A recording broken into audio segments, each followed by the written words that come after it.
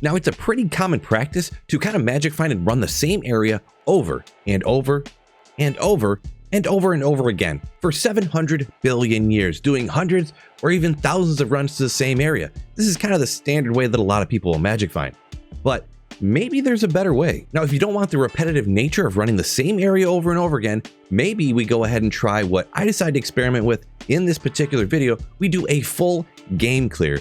Now, what this is you go straight out to the Bloodmoor, all the way to Bale, killing every single monster you come across, going down in every single cave, killing every monster in the entire game. Now, this is kind of in the hopes of obviously finding godly gear, but also breaking up the monotony of running Andariel 1,000 times, running Mephisto a bazillion times, running the Chaos Sanctuary over and over again. So in order to test this, I did three entire full game clears. I did these all on players 3 difficulty with my Energy Shield Nova Sorceress. Now, each one of these runs probably took about 5.5 hours a piece. I don't know if that sounds like a lot of time to do something like this, but I'll let you be the judge. So let's go ahead and jump in and I'll show you all the best drops that I found. And then afterwards, I'm going to talk about kind of why I think we got the results that we did. Alrighty, we get the drops kicked off here, and you see we're still in Act 1. So we go ahead and, hey, there's some rare boots right here. And they roll, while not the most amazingly god tierist, they are not bad at all. Lightning and fire are generally the most important resistances. Little dex, little walk run. Not a bad one to start it off.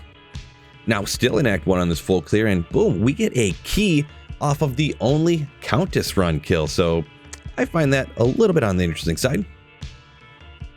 And now we're moving along into Act 2 here, and we're down in the Stony Tombs. So right here we pull off a Superior Phase Blade, 4 sockets with the 10 enhanced damage. While not for the god tier grief, you could do a Hand of Justice or perhaps a Passion. Moving along in Act 2, and actually, hey, we're actually in the Hall of the Dead while it's terrorized, so that's pretty cool. We go ahead and grab ourselves a Small Charm, and I actually love that cutie pie right there. 5 hit recovery with 11 to fire res. And we'll keep scooting along here in the Halls of the Dead, still terrorized, of course. And hey, you know what that one is? That's Skin of the Viper Magi, hoping for 35 res. And, well, unfortunately not. Just a 30 res, but still, Viper Magi, great for any caster. Act 2 here on the first full game clear, being good to me. Now we get a Grand Charm. You might be thinking a Skiller, but it's not. But it's actually a max damage attack rating along with some Dex Grand Charm. Nothing of it's rolled exactly perfect, but it's still not a bad one. And boy, we can't get the drop highlights here out of Act 2.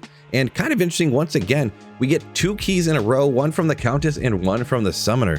How about Neelathak later for the full set, huh? But we're going to be waiting on that because here we are in Act 3, heading down towards Mephisto, and this is the first rune we got here in this particular full game clears. It's a pull rune. And now, actually, just going down a little bit further here, down to Mephisto.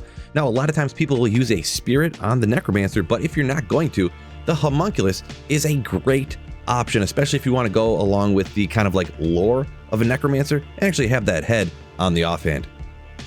Act 4 obviously brought us nothing because here we are down in one of the red portals in Act 5, and actually a rare orb. Yeah, kind of interesting. It is a 5-2 meteor orb along with some faster cast rate. Now, generally this would be on if you were doing some kind of like meme build, strictly meteor or something along those lines, but just kind of interesting getting 5 meteor on an orb.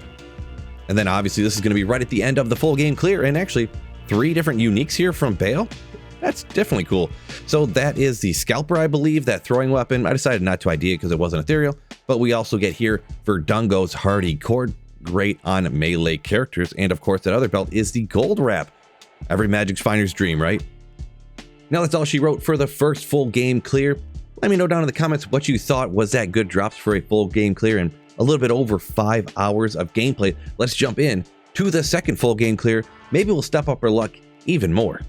First thing is right out here by Rakanishu off of one of the champions right by him. You know what this war belt is, fellas? That's a T-Gods. Great for making up that lightning absorb or on a Javazan, of course.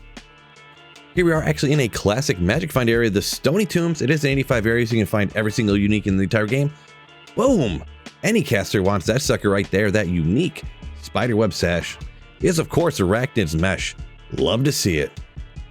Now down in Act 3 already, but we're in an area that literally no one ever magic finds. I guess if you're doing the quest, you take what you find, I suppose. But here's some rare boots that roll pretty dang good with that walk, run, fire, and poison res and magic find. I actually threw these directly on my build right now. Poison res, crucial on Energy Shield Nova Sorceresses. Excuse me? What the actual was that? Yeah, that's literally all I even had to note from that second full game clear. Now, that had to just be some fluke luck. Let's jump into the third full game clear, and man, it's gotta pick up here. The luck's gotta pick up. All right, we'll shake that off, fellas, like Taylor Swift. Now, right here, this is one that every Magic Finder loves to find. Of course, me being a Magic Finder at heart, 7% Magic Find Small Charm. Let's keep it rolling here in Act 1. And by keeping it rolling, I mean, let's jump to Act 2. But here we get actually another one of them, another 7% Magic Find Small Charm. Let's get that in our inventory and move along, getting even better stuff, hopefully. My God, skipping Act 3, of course. Here we are in Act 4. So hopefully one of these baddie boys here give me something good. Not quite, but there was a mesh belt set over here, the Talarash's belt, and it actually rolled with the perfect 15% better Magic Find, at least a little some. Scooting on till the end of Act 4, the name of the game right here, we have Diablo. Actually, it's not this rare orb, but actually this Martel de Fur. You can upgrade it if it rolls good and actually gets over 300% enhanced damage. It's more of just a meme item, but I am always interested in these high enhanced damage rare items, so I decided to go ahead and note it. Now, I gotta be honest, I'm incredibly disappointed with these full game clears. I really thought there would at least be maybe a high rune in there or something, or maybe some better rune word bases or something. But what I think's going on here is pretty much, I don't think you can actually farm monsters efficiently enough on these full game clears. There's way too much open space between individual monsters in these absolutely garbage areas. Now, I didn't show them in the drop highlights because, well, let's be honest, it's not a highlight.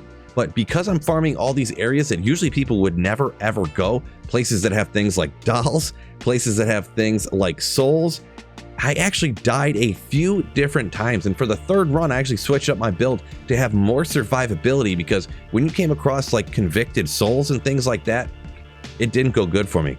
Not at all. So would I ever recommend doing full game clears to anybody unless they're just like looking for the memes? I absolutely would not. It is just not efficient enough to have to prepare your character for killing and surviving every single monster type in literally the entire game. The monsters are too spread out, not enough density in a lot of the areas. You're going to be way better off just picking and choosing. Maybe I would recommend probably 3, 4, 5 different locations for your particular build. Run through those all in one game, then rinse and repeat that way. That is if you don't want to just pick one individual area. Maybe that'll just rot your brain. So good luck when you're out there magic finding, and fellas, happy hunting.